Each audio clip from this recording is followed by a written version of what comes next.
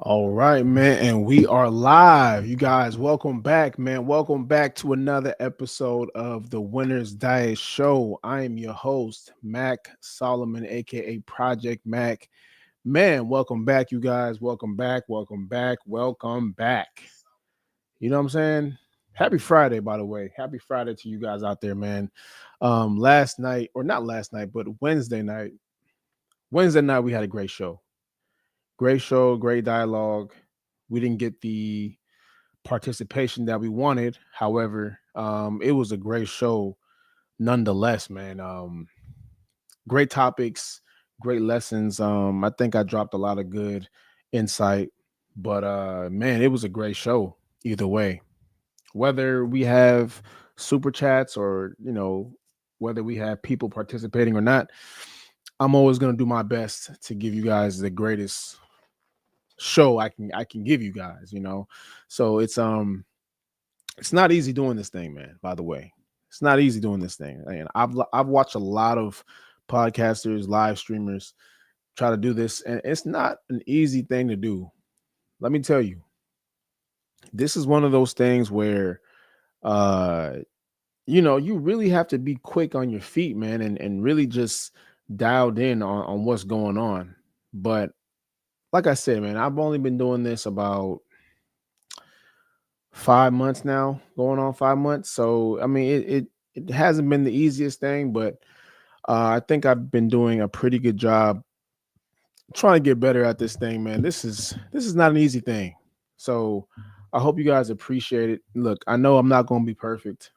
You know, I'm going to stumble across my words. I'm not going to, be as clear and cutthroat and as smooth as I want to, but I'm still in the growing stages, you guys. I've been doing this for about 5 months, so please bear with me. You guys are seeing the growth as you keep watching, tuning in. I'm only going to get better, just because I know anything that I put my energy into and time into, I'm going to make sure that I get better at it. Because not only do I not want to cheat the people that support and watch me, but I also don't want to cheat myself.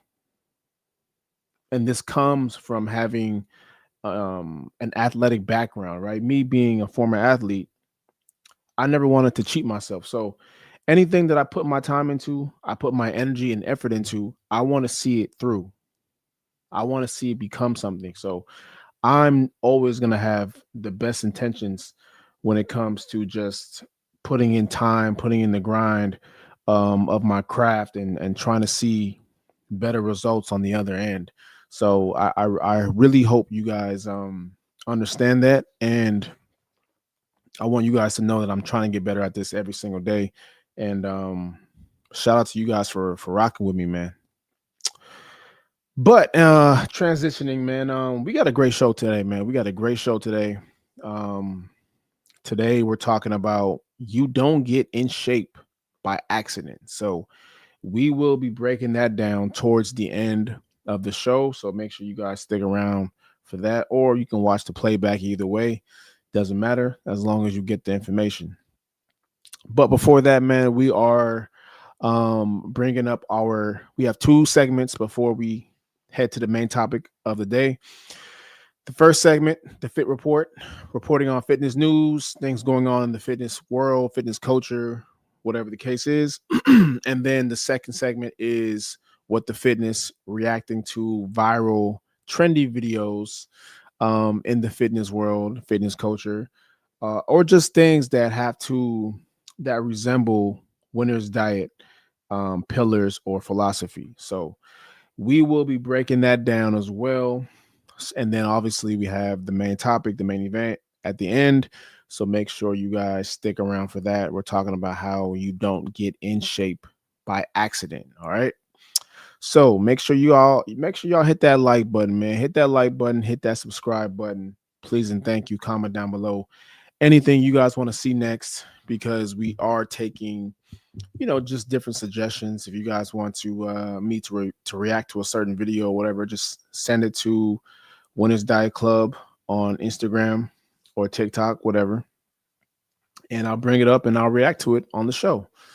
or my personal page, Project Mac, right there as well. So make sure you guys get that going.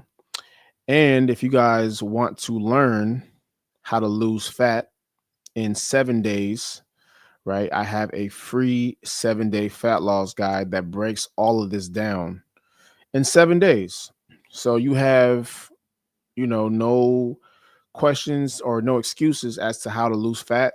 We break this down in detail, giving you the mindset kit, giving you a nutrition kit, giving you exercises, and just giving you more details on how to get that done.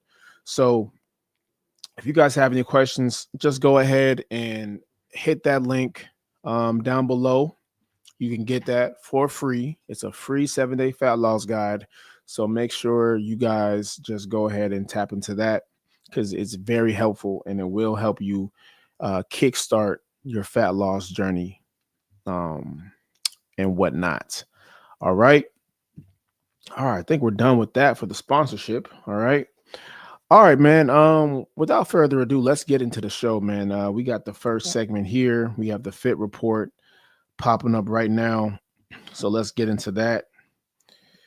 All right, what do we have here? All right, so a lot of you guys are tracking your calories or attempting to track your calories. So this article talks about the dark side of fitness apps. All right, so let's check this out here. All right, this article says the dark side of fitness apps. Study says they can do more harm than good. Let's check this out. Fitness and calorie tracking apps may not always be the motivational tools they appear to be. According to new research from University College London, UCL, and Loughborough University, some users experience feelings of shame, disappointment, and demotivation while using popular fitness apps, potentially undermining their health and well being. The study published in the British Journal of Health Psychology analyzed 58,881 posts on Twitter before its rebrand as X, referring to 5 leading fitness apps: MyFitnessPal, Strava, WW, formerly Weight Watchers, Workouts by Muscle Booster, Fitness Coach and Diet, and Fit Coach. Using artificial intelligence, AI, researchers filtered out 13,799 posts expressing negative sentiment and grouped them into recurring themes. Among the most common frustrations were feelings of shame at logging unhealthy foods, irritation at constant notifications to track calories or reduce sugar intake, and disappointment at slow progress toward algorithm generated targets. In some cases, these emotions appear to lead users to give up on their goals entirely, the exact opposite of what these tools are supposed to do. All right, let's read a little bit more here. Senior author Dr. Paulina Bondaronik from the UCL Institution of Health Informatics told Newsweek that the researchers found users of the app often express negative emotions like shame, guilt, frustration, and burnout, especially in relation to reminders that felt nagging or judgmental losing streaks, which triggered feelings of failure and calorie or step targets that were seen as unrealistic or rigid. These kinds of Twitter posts suggest that design features focused on control and numbers like calories, grams of fat, carbohydrates, or protein may backfire emotionally for some users. I'll just say Dr. B because I can't even say that. A spokesperson from Weight Watchers told Newsweek Weight Watchers has a long history of scientific validation with 180 published papers and 40 clinical trials demonstrating the uh, efficacy and positive impact of our holistic model of care grounded in science. Our approach combines behavioral and clinical strategies that support the unique challenges of a weight loss journey. All right. So a lot going on right now. Here's the thing, man. When it comes to tracking your calories and tracking and logging your food, it's going to be a very humbling experience, mainly because it's going to show you how bad your diet really is. And a lot of people are not prepared for this, mainly because they think that, okay, I'm just going to track my calories and it's going to be good. But then you're going to realize how much of a bad diet you have, how much bad eating habits you really have. It's going to expose it, right? It's going to expose it because that's what it's there for. It's there to help you. However, if you're going to look at it like, oh man, I'm feeling shameful because of how bad my diet is, well, you're going to have a higher likelihood of quitting because a lot of people don't take shame very well, mainly when it comes to food, right? People feel shame for everything else, right? People feel shame for a lot of shit that they could care less about. But when it comes to food, people seem to feel a lot more shameful when it comes to um being outed on how bad their diet is, you know. But they've done way worse in many other cases that I'm not going to name on this show. But when it comes to food, people tend to feel more shameful. When it comes to just health overall, people tend to feel more shameful. So that's why when it comes to you tracking your calories and tracking your food, logging your food, putting in the apps what you eat, there's going to be a lot of people that are going to feel high levels of shame because it's a very food and health is a very touchy subject to a lot of people because a lot of people are emotional eaters, right? A lot of people eat out of emotion. A lot of people drink out of emotion. So when you point when you point these things out, um there's going to be a lot of people that are not going to receive it very well. So you have to be very careful with these apps. It's very important that when you are tracking your food and logging your calories, you have to be very open minded and be very vulnerable to a certain degree as to where you are. And that's what I tell everybody that I work with, right? When they come in for a consultation or when they come in just for an assessment, uh, as far as where they are in their health journey, I tell them, man, where we are is where we are. Like, there's no changing it at this very moment. At this very moment, this is where you are. So there's nothing you can do right now to change the fact that you're 20 pounds overweight. There's nothing right now in this moment you can do to change the fact that you are a man or a woman that's at 30% body fat, right? It's just where you are at the moment. So we have to do things now to change that and fix it, which is very possible, which is why you're here. But if you're going to judge yourself, based off of the food that you're eating, well, I mean, it's not going to work out very well for you, and that's what this article is kind of depicting. It's kind of depicting just the levels of negativity that comes with tracking food, right? Not just from a shameful aspect, but from just a mundane monotonous aspect, right? It's a very mundane process to track your food every single day, every single morsel, every single calorie, every single crumb that you put in your body. Like you have to track every single thing. That could be a very tiring process, and I've been through there. I've been through that, right? I've been there. I've done that. Yes, it's very monotonous. It's very boring, and it could be it can be somewhat of a headache at times. However, this is not something that you do forever unless you want to, right? There's people that do this all the time. It's just part of their routine now. But you should get to a point in your health journey where you've seen enough results to the point where you no longer need to log your food.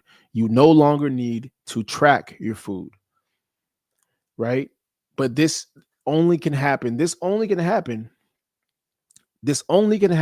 after a certain point in your fitness journey, after you've seen drastic results to the point where now you know how much food should be on your plate on every meal. You know how much food you should be eating at that very moment, right? Um, a lot of people can't do that. So they kind of need to do these things until they get in the habit of no longer needing to do it anymore. Me, I no longer need to track my food if I don't want to. Now, if I'm trying to cut down a little bit, okay, yeah, I'm gonna track my food just because I want to know exactly, how much food I need to be consuming for that period of time. But right now, when I'm in maintenance, when I'm really not tripping about calories like that, I know how much food I need to be eating because I understand um portion control, and I understand that if I'm full, if I'm, if I'm too full after that sitting, right? If I feel like I ate too much after my meal, I know that I overate. I know that I ate too much in that sitting. And that's when I know, okay, I got to track back my calories. I got to, maybe slow down on how much food I'm, you know, uh, consuming. So I know, me personally, I know how much food I need to eat to maintain my body weight and to maintain my size. The average person can't do that. You might need to have an app for a short time being, right? You might need to use my fitness pal for a little bit. You might need to use a food scale for a certain period of time because you haven't built up that habit of or that skill level. You haven't built up that skill level of knowing how much food you need without tracking. That's a skill to me, right? But that comes after tracking your food for a long period of time. That comes after being aware of how you feel after eating a meal. If you're too full after, if you feel like, you're if you feel a little, if you just feel like you ate too much after, that means you probably don't know how much food you need to be eating at that moment.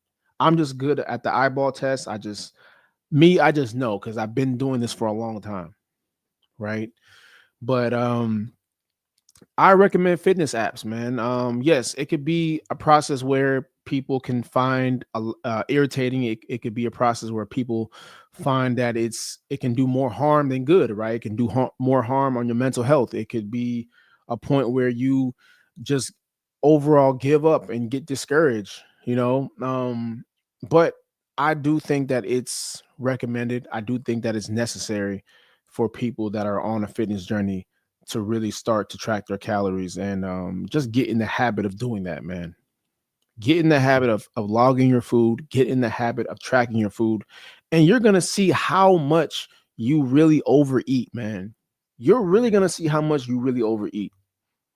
All you got to do is just track your food for like 7 days. Track your food for 7 days, log how much food you're eating, and you're really going to see how much you've been overeating this whole time. And in that process, you're probably going to lose 1 to 2 pounds. Yeah, you might lose 1 to 2 pounds in that process of you just tracking your food. And that will tell you everything you need to know about your diet. That will tell you everything you need to know about how much food you consume on a day-to-day basis. That will tell you a lot. But you won't know that until you track your calories. You won't know that until you log in your food, right? If you don't want to do that, if you think that it's too time consuming, if you think that it's a hassle, all right, well, you probably won't see the results that you want to see. You can eyeball it, right? You can eyeball your food. You can guess, but guess what? When you guess, you're going to get guessing results. So don't get frustrated when you don't lose the weight that you want to lose. It's very simple, man. It's very simple out here. But most people most people will overcomplicate simple things. All right, let's move on to the next article here. Make sure y'all hit that like button, please. Hit that subscribe button. No, I'm not an OKC fan. I'm just wearing the fucking jacket. All right, everybody calm down. All right, let's move on. Let me move this down here, man. So we got the next article here. I want to log this in. Where we at with it? All right, here we go. So this article says a new study says junk food blocks creation of new brain cell, but exercise still acts as antidepressant on bad diet. So let's check this out. Study in rats, exercise produced antidepressant effects even on a junk food diet, lowering insulin leptin and raising GLP-1. But junk food blocked exercise's ability to grow new brain cells. Don't wait for a perfect diet to start moving. Exercise helps now. Better food unlocks more benefits. Okay. So, um it kind of just goes back to everything I've been saying for the longest period of time. Exercise is the real antidepressant drug. It's not the shit that you get from the pharmacist. It's not the Zolofts and what's the other shit? I can't even pronounce it, or I don't remember. It's not the typical antidepressant drugs. It's not the typical anxiety drugs, bro. Exercise is the only antidepressant drug. It's natural. You can get it anywhere. You can get it at any time. It just takes effort, which most people do not like to do. Most people do not like to put in effort. So they'll settle for antidepressant drugs. They'll settle for doctor prescriptions. They'll settle for things that make them feel temporarily good. And I could argue that that doesn't really do much for you long term. But we like quick fixes. We like things that are cheap and fast and require minimal to no effort at all. Because it's very easy. Yeah, it's very easy to just pop a pill in your mouth, right? It's very easy to just take some drugs and wash it down with some water and go on about your day. What's very hard is to get down, do a whole exercise routine, hit some weights, do some cardio, drink a lot of water, go to bed at a certain time, eat clean, and doing that for a consistent period of time. That's very difficult to do. So I can see why somebody would rather just pop a pill and go on about their day. That's easy. But what I just named about you having a whole exercise routine, you having a healthy sleep routine, you having healthy eating habits, that's very difficult to do. That's very difficult to do. Um, so I can see why a majority of people are I can see why a majority of people take antidepressants. And the funny part about this, well, not funny part, I don't want to say it's funny, but the irony in this is that they haven't even attempted to exercise. Because when you see the average person that takes antidepressants, a lot of them really don't even look like they work out. A lot of them don't even look like they eat clean or take care of themselves. Um, to be honest, a lot of them look like they do recreational drugs on a day-to-day basis. A lot of them look like they smoke dope. A lot of them look like they drink a lot of alcohol. A lot of them look like they vape and stay up late at night and scroll on their Instagram and TikTok. So a lot of them just look like they do the average American lifestyle. You know, it's just the truth. I'm not saying it's all of them, right? Sure, you might have certain cases. You might have, you know, you might have certain outliers here and there. But let's be honest. Let's be honest. Look at the average person that takes antidepressants. Do they look like they have a healthy lifestyle? I'll wait. Do they look like they take care of themselves? Okay, yeah, some might, but we're not operating off of some. We're not operating off of the minority. We're looking at the majority of people. The majority of people that take antidepressants, do they look like they take care of themselves? Do they look like they live a healthy lifestyle? Stop focusing on the bottom 10%. We're not looking at the bottom 10%. We're not looking at the 10% that do. No, we're looking at the majority, the 90% and above. We're looking at above 10%. Does the majority of people that take antidepressants, do they look like they live a healthy lifestyle? The answer is no. The answer is no, right? So when we look at, this study here, and they also bring up another good one, right? They also bring up let me bring this up real quick again. They talked about how junk food blocks creation of new brain cells, right? So on top of you not, exercising and, choosing antidepressants, um you're still putting harmful food in your body, right? So what do you think that's going to do to your creativity? So you're already in a whammy right now. You're already in a double whammy. You're already overweight, you're already unhealthy, and you take antidepressants.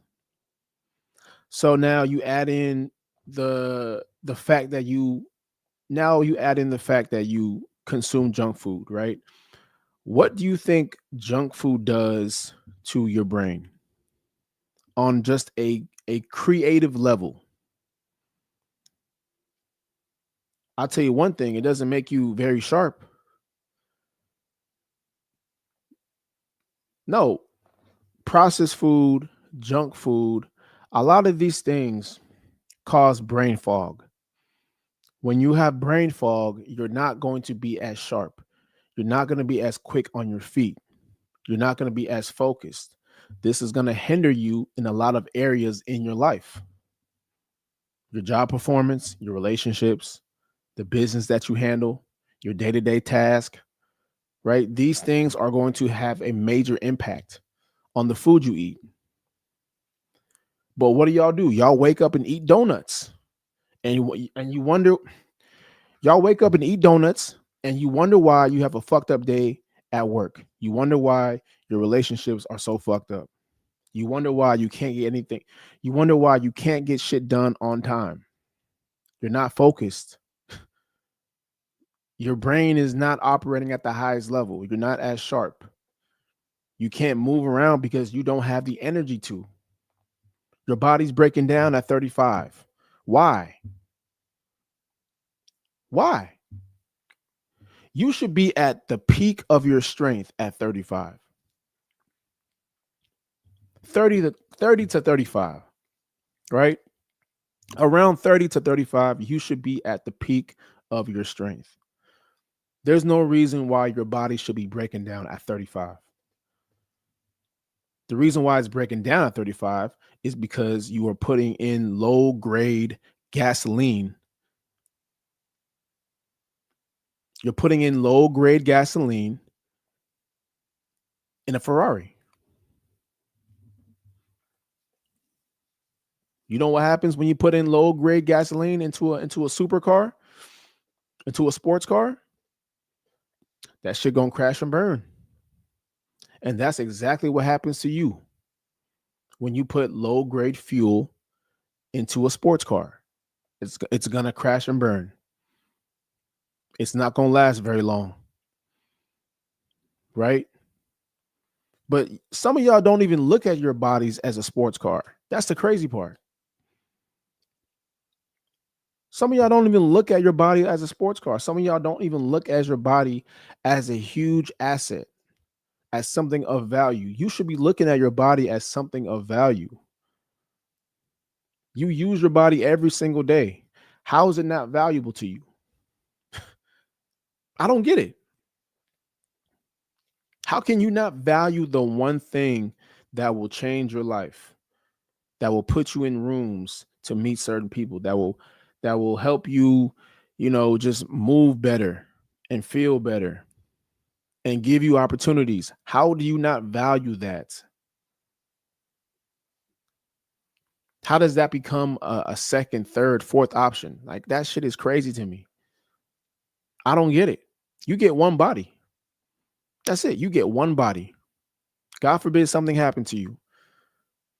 Because I've seen it. I've seen people, you know, lose limbs, lose parts of their body because they didn't take care of it.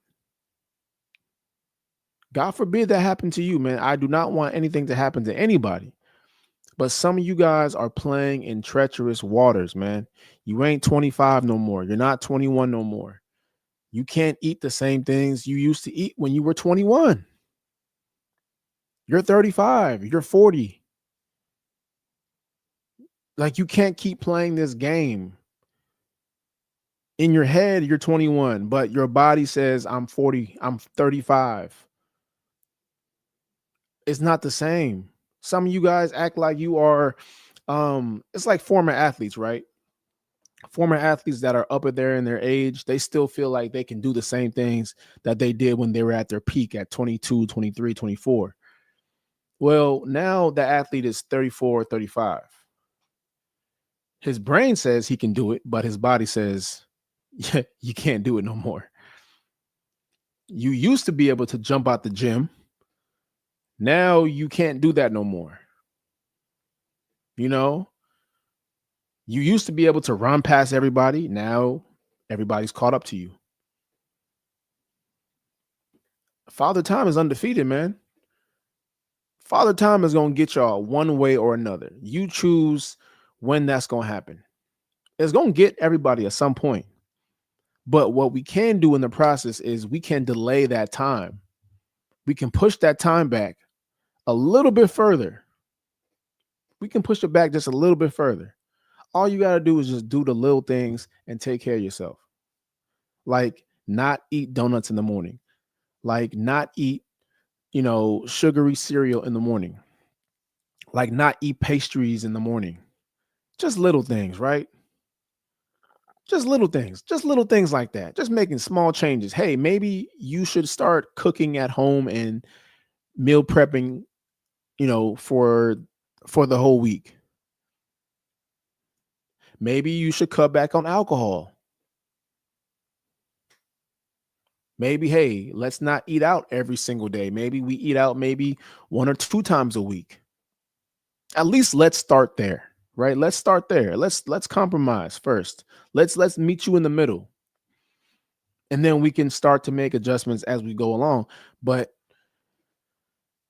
we got to start somewhere. Like, you got to meet me somewhere. Like, we can't just keep playing this game because time ain't slowing down. We just getting older and older, right? We're getting older and older. We can't keep playing this game here, man. At some point, your body's going to break down. I'm letting you know right now. Your body's going to break down at some point. So what are you going to do right now to prepare for that?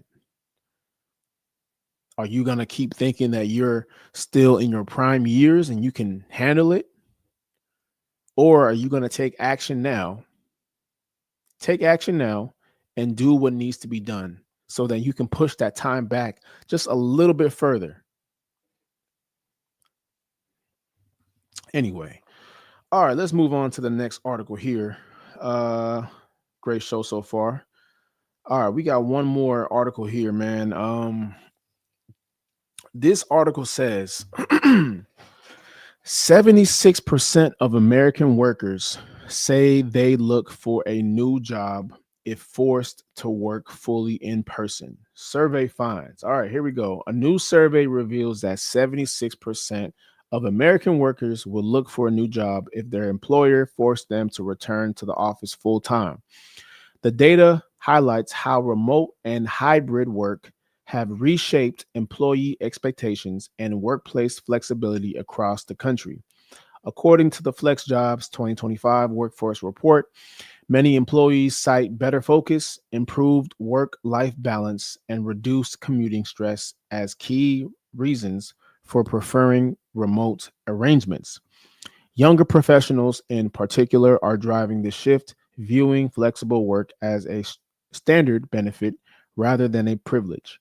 Companies pushing for full in person returns face higher turnover risk and declining morale. Experts say the future of work will likely be hybrid, with organizations adapting to balance productivity and employee satisfaction. Um, yeah, this isn't a good idea. I'm gonna read some of these comments. This is literally just middle management trying to justify their position when they're useless and unnecessary. Good luck finding a new job. Yeah, good for them unless you need to specifically work with people face to face. Most jobs don't need an office environment. You mean 24% are liberal American and require an office to be able to work? Things like that are earned. Once you know that, you'll find strength because they're too privileged, because they're slow and lazy. Yeah.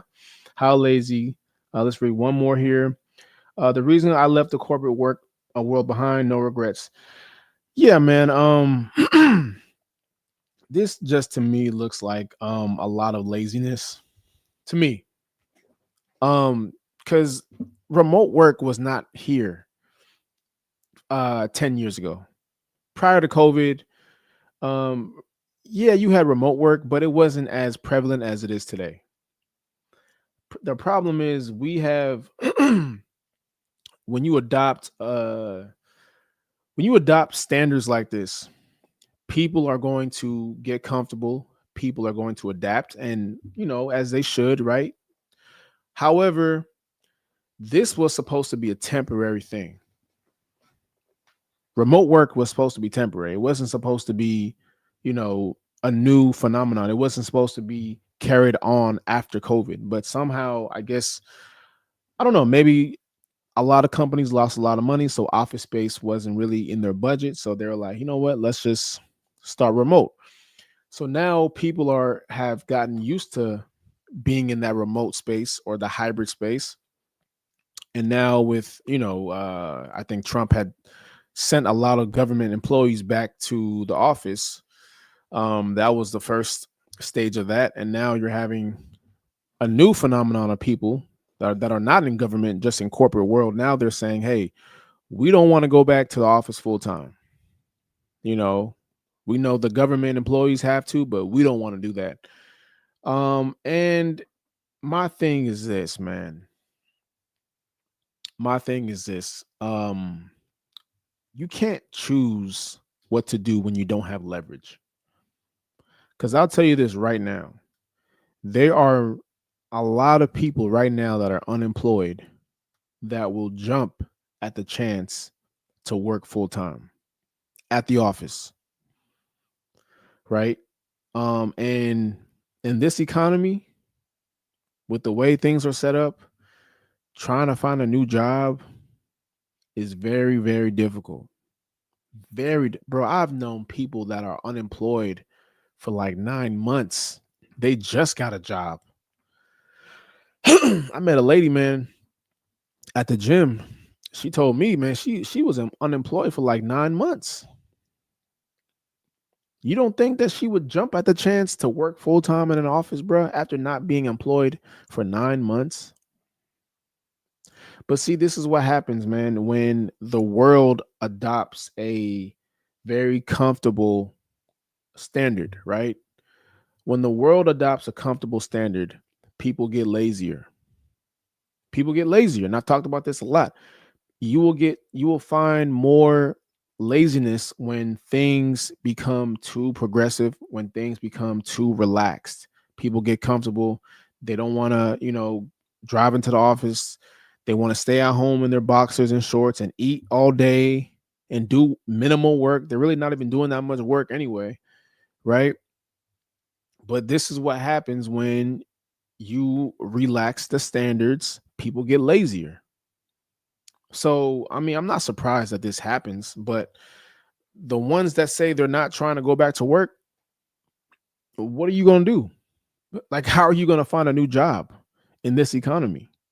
Unless you already got something lined up. Okay, cool. But nine times out of 10, they really don't. So what are you going to do when they say, okay, well, if you don't want to come in full time, you're fired? What are you going to do then? So I know it sounds good, say, hey, I'm not going in, but the reality is this: you're probably not going to find a new job right away. And you're probably going to have to take your ass back to the office and be there 5 days a week. So you choose, man, to be unemployed or to go to work. Those are the two options that you have, because I guarantee you somebody else will be gladly be willing to take your position. Somebody else will gladly be willing to take your position and fill in for you. Oh, he don't want to come in. Oh, she don't want to come in. Oh, okay. Well, shit. I've been unemployed for 9 months. Psst, like, where do I sign up? I'll be there 5 days a week. Shit, I'll be there 6 days a week if you let me. So I mean, I don't know, man. Yeah, man. People have gotten lazier. It's just become a lazy economy. And I'm pretty sure the reason why we've gained a lot of weight over the last couple of years is because of the hybrid, a fully remote model. I'm pretty sure that's the reason why the American weight has gone up. The obesity rate, the everything has just gone up because of the remote work business model. So I could be wrong, but that's one of my I'm pretty sure that is another reason why. So I could be wrong, but in this case, looking at the way I operate, I'm probably not. I'm probably not. So anyway, let's move on to the next segment here. Okay, so make sure y'all hit that like button, hit that subscribe button. We're moving to what the fitness. All right, let's check this next article out. All right, this is very relatable. I know a lot of you guys work out after work around 5 6 p.m. And if you know, just like me, if you work out around this time, it could be very hectic. It could be very zoo like, right? The gym is packed with people. So here's a look at a guy that says POV the gym at 6 p.m. I'm not going to play the the music, but as you can see here, this is pretty much what it looks like when y'all bring y'all asses to the gym after work, man. It's very chaotic. It's yeah, it's not a good place to be. You know what I mean? I If you can, man, try to work out in the morning. Some of you guys have remote jobs, try to work out midday. That's actually the best time to work out is midday, around like 1 to 3 p.m. If you can hit that 1 to 3 p.m. window, you're golden. Nobody's in the gym at that time. One really one 1 to 2 p.m. is like the prime time. 3 p.m. it's still good, but after 3 p.m., 4 p.m. to 6 p.m., bro, that shit is a zoo. Like the gym is horrible. If you're trying to train somebody, man, you have to really go to a designated corner, have some machine or have some weights over there and just try to stay there, because trying to find a machine or a station that's open around 6 p.m. in the gym is impossible. So, my suggestion, you guys have if you can, either work out really early in the morning, 5, 6 a.m., 7 a.m., and then work out midday, 1 to 2 p.m. Because anything after that, man, good luck. Good luck trying to find a station. Good luck trying to find machines. Good luck trying to find some free weights. Just good luck overall. It's not going to be in your best interest. So I would suggest that you guys work out midday. Try to work out as early as you can, or work out midday, man, because that's going to be the best time. The gym's empty. Nobody's in there. You can kind of move how you want to move. You can take your time. You don't have people asking you how many sets you have every 2 seconds. You can calm down. when you're in a setting like this, you don't want to feel like you're rushing, right? But that's what's going to happen when you're in a gym around this time. You're going to feel rushed and everybody's going to be watching you, and it just doesn't make the best workout experience. So my suggestion is that you guys just try to find um a time where the gym is empty that works for you and stick with that. All right, let's move on to the next one here. We got another video here. All right. How many of you guys? I know. Look, man. Being in the gym, you're gonna see some really attractive women in the gym. Um, and sometimes that can, y'all can cross eyes, y'all can make eye contact, y'all can notice each other. Um, and it could be a very awkward thing, bro, because y'all are like playing the cat and mouse game. Really, you're trying to figure out who's gonna make the first move. Um, so let's take a look at this video here. This guy says stages. Let me refresh this shit. Hold on. 1 second. Stages of having a gym crush. All right, let's take a look. I'm not gonna play the music. Okay, so you guys make eye contact. Then you smile. Okay. Then you guys are starting to use nearby equipment. Stage 4. What's stage 4? Okay. Instant attraction. Instant attraction. Okay. Who's gonna say something?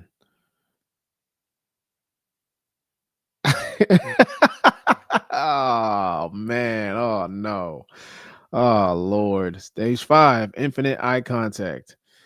Still hasn't asked her name, what she's working on. Yeah, man. This is how some of y'all look. This is how some of you guys look in the gym, man. Look, I'm not a very big advocate of going to the gym to I'm not a big advocate of going to the gym to meet women, right? Now, I'm not saying I never did, right? And when I was younger, for sure. When I was new to the gym, for sure.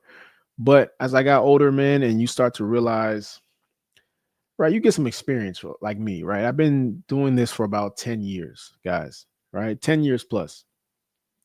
I've done it all, I've seen it all. Um, and then at the stage I'm at now, I really don't care to approach anybody, to talk to anybody. Now, if it happens, it happens, right? If it happens, I can't control it. Sometimes it happens, right? Sometimes things just naturally happen. You meet people and strike up conversations. But I have no intentions of kind of taking that any further than what it is. I'd rather just be cool with you, you know.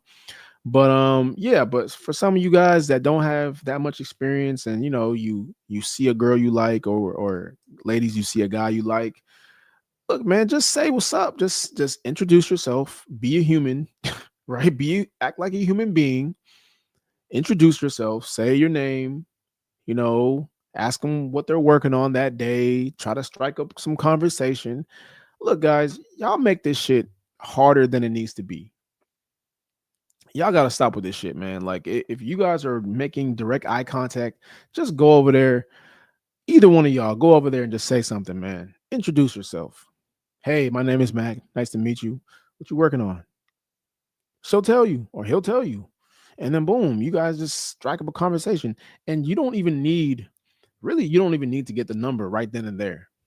Because at that point, you're gonna see them again. If they're gonna be a frequent gym goer, you're gonna see them again. Right. So you can just build rapport on top of that, man. You know, most guys are going to ask for the number and try to ask her out right then and there. 9 times out of 10, she's probably going to reject you. Just being honest.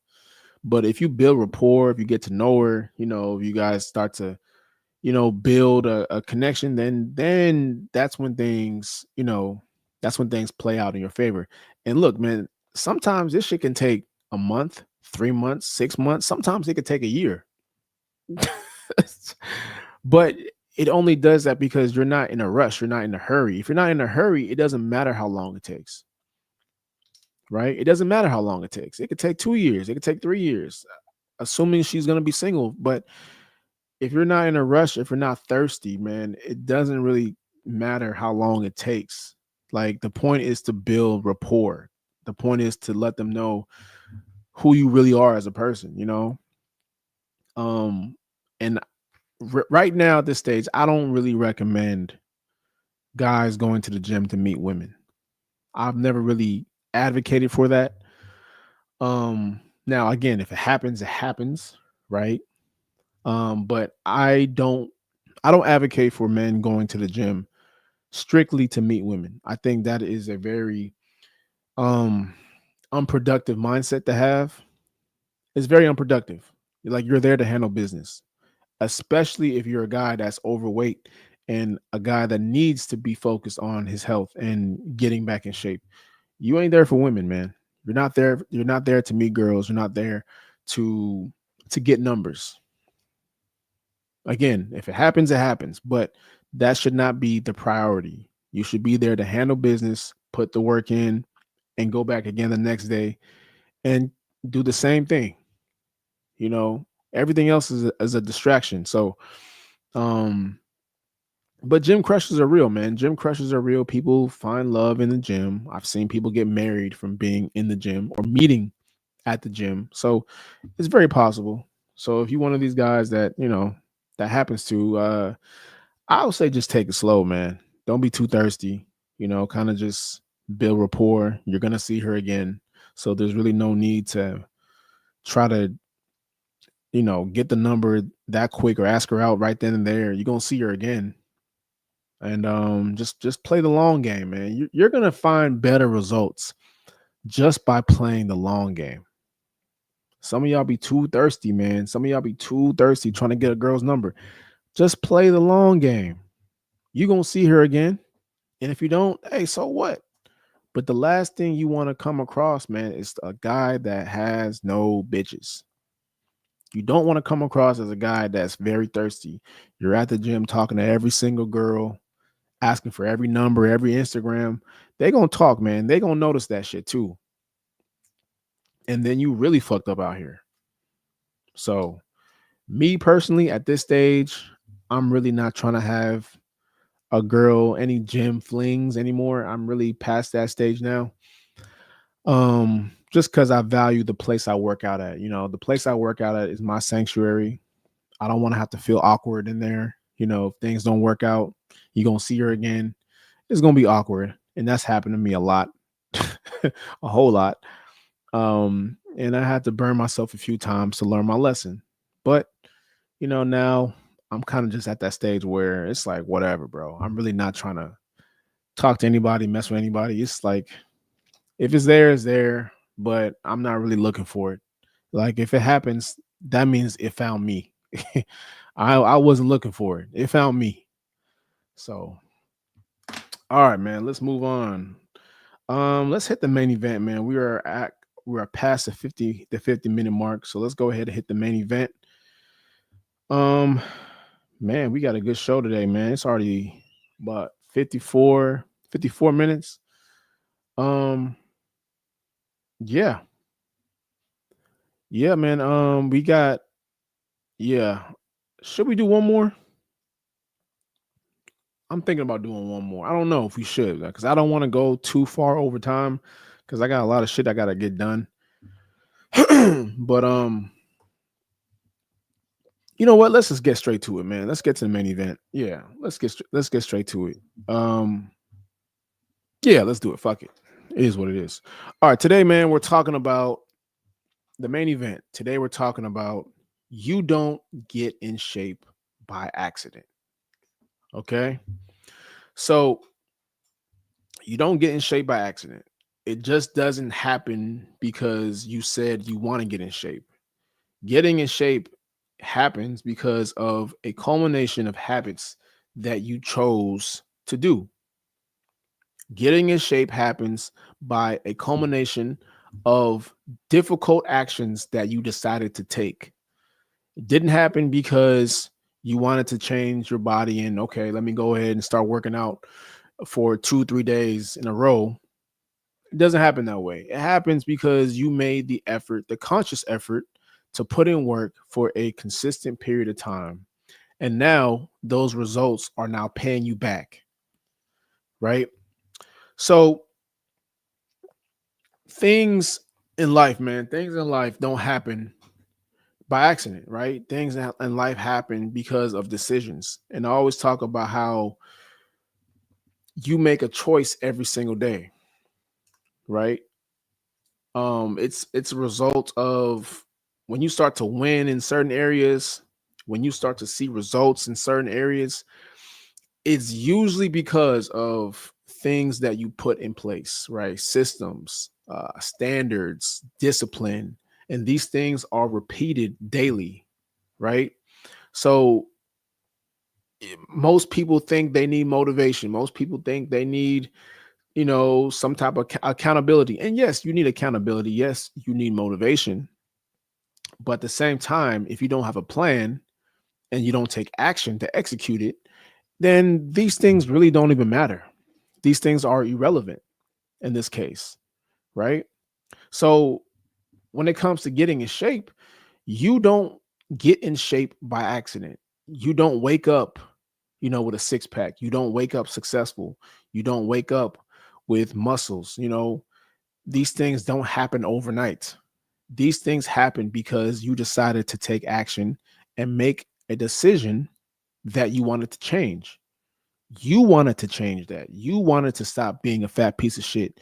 You wanted to stop being a fat biscuit eating ass person, right? This is what you decided.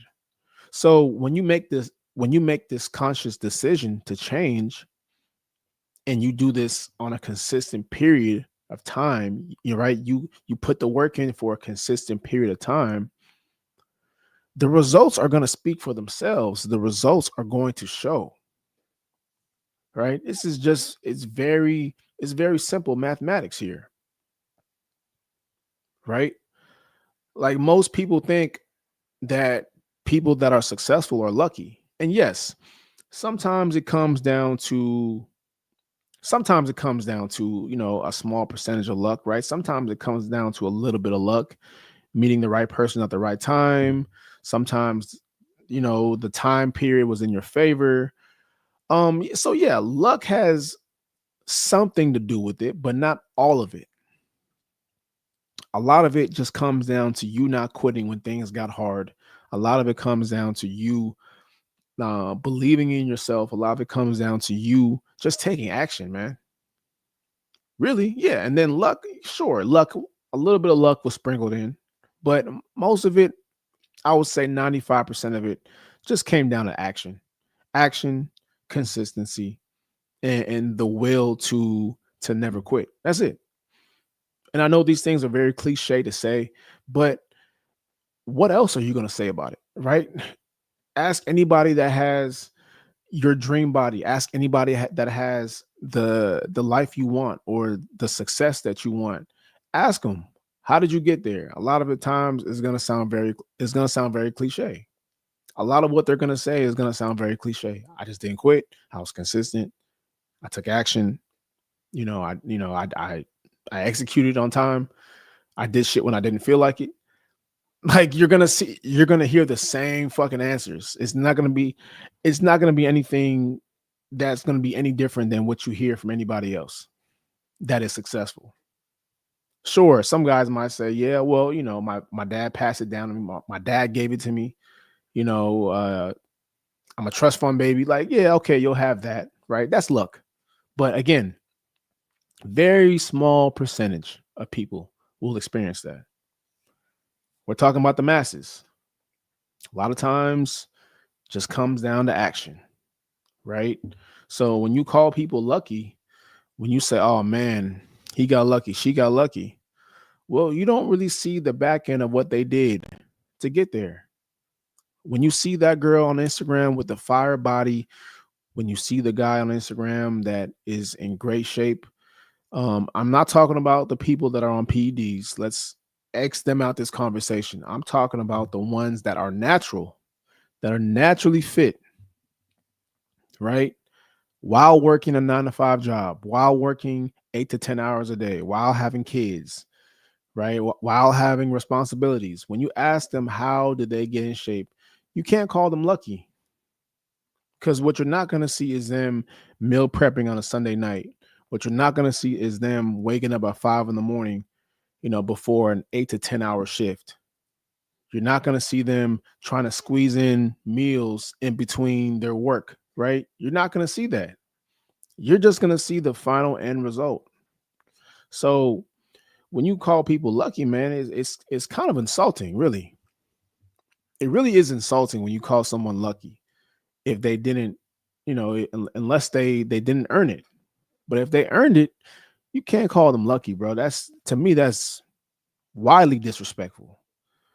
So here's a video of Kevin Hart kind of breaking the same thing down that I'm saying here. Um, he talks about how winners don't win by accident. They win because they are consistent. So kind of just saying everything that I was just speaking on. So let's take a look.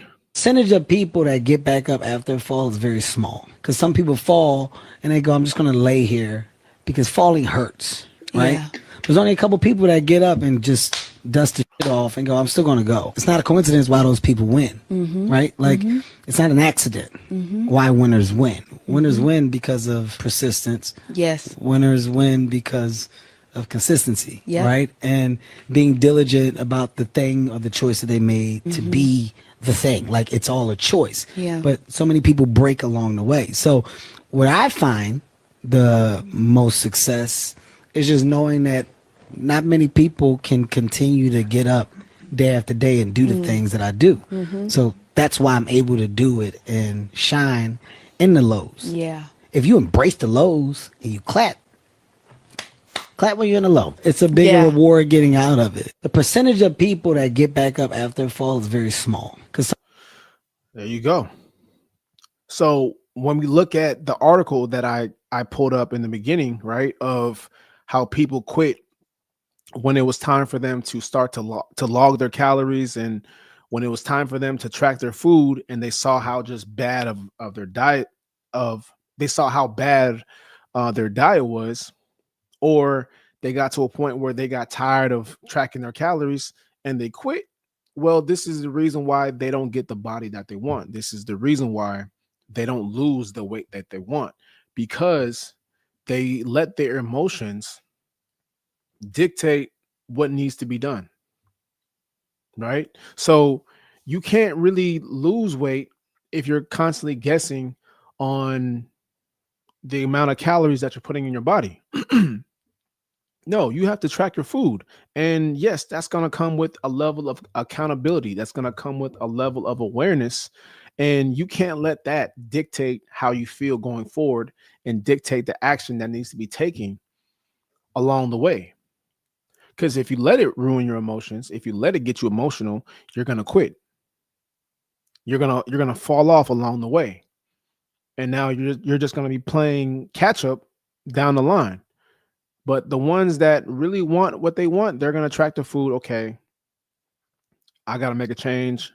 Um, my diet really hasn't been the best. Yes, it's embarrassing. Yes, I have really been treating my body like shit, but this is where I am right now. This is where I am, and I'm accepting where I am. And let's move forward. Those are the ones that win along the way, right? You got to be able to accept where you are, even when it hurts, even when it's somewhat shameful, even when you don't feel like doing it. You got to embrace it. You know, it's a very difficult thing to do, man. Um, there's been times where I feel like I wanted to quit along the way when things weren't going, but I never. I, for me, I always just thought that it just wasn't my time yet. That doesn't mean that it's a no. It just wasn't my time yet. But if I kept doing what I was doing, if I kept just pushing through, even when things didn't look like it was in my favor, eventually I knew I was gonna get there at some point. I'm in the process right now of getting something that I was trying to get 2, 3 years ago. At the time, it wasn't my time yet, right? It was a no. It was a no. It was a no. It was a no. Now I'm at the point. I'm not gonna say what it is because it's not set in stone yet. But I'm in the process now of getting that same thing back. And this time I feel like it's that time. But along the way, I never let it discourage me. I never let it fault me. I never let it, get me down and made me lose hope. It just wasn't my time yet. I just kept working. I kept working. I kept working. I kept working. And eventually I know this time around, it's going to be the time. Again, I can't say what it is, but you guys will know along the way because I have a very big feeling about this. But you can't let things that are no now, you can't let things that are hard now dictate your progress, dictate your success. You don't get there by accident. You get there because you chose not to quit. You get there because you chose to be consistent. You get the body you want because you chose to be consistent.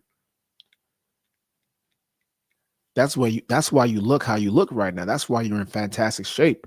It's not by accident. It's not by accident. You know, and I always say, man, just do what everybody else is not doing. A majority of the people are people that I do not aspire to be. I don't want to be like any of these people. A majority of people, I do not want to be like a majority of people. A majority of people are fat, they're losers, they have a victim mentality, they're not going anywhere, and I aspire to be like none of them.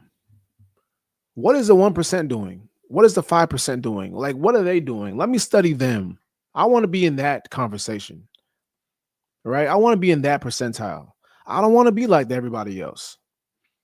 I don't want to be overweight. I don't want to be broke. I don't want to be a victim. I don't want to be like everybody else. That is what everybody else looks like. And I don't want no parts of that. I'm good. What's the 5% of people doing? What's the 1% doing? Let's study them. Let's go over there. You know, you should only, man, you should only be listening to people that have what you have, that are doing what you want to do, that are living out what you want to do. That's who you should be looking at. That's who you should be studying because they are there not by accident. There's a reason why they're there. There's a reason why they're in that 1%, 5%, 10%. There's a reason why they're there. And we need to figure out why they're there. But anyway, man, that's been today's show, man. Great show today. Shout out to everybody that was in the room. Let's just keep going, man. Let's keep going. Let's keep putting out this work. Let's keep putting out this content. I'm not stopping. I'm not slowing down. And we're just gonna keep this thing going. So shout out to everybody that's been supporting on TikTok, Instagram, YouTube, of course. And let's just keep it going, man. Let's keep it going. So make sure y'all follow me on Instagram, TikTok, Winners Diet Club, my personal page, Project Mac. Make sure y'all hit that like button, hit that subscribe button. You guys have a great rest of y'all weekend, man. We'll see you next week. Peace.